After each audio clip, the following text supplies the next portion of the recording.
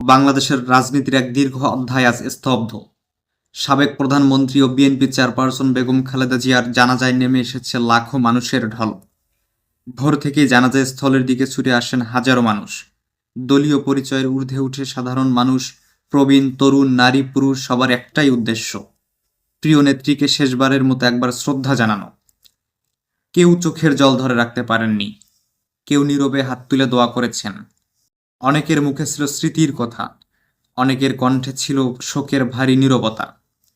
বাংলাদেশের ইতিহাসে প্রথম নারী প্রধানমন্ত্রী হিসেবে দেশনেত্রী বেগম খালেদা জিয়া শুধু ক্ষমতাই ছিলেন না, তিনি ছিলেন সংগ্রাম, সাহস আর বিরোধী রাজনীতির এক জীবন্ত প্রতীক।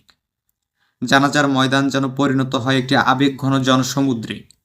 এই উপস্থিতি প্রমাণ করে রাজনীতির ঊর্ধ্বে উঠে খালেদা জিয়া হয়ে উঠেছিলেন একটি নাম, একটি অধ্যায়, একটি ইতিহাস।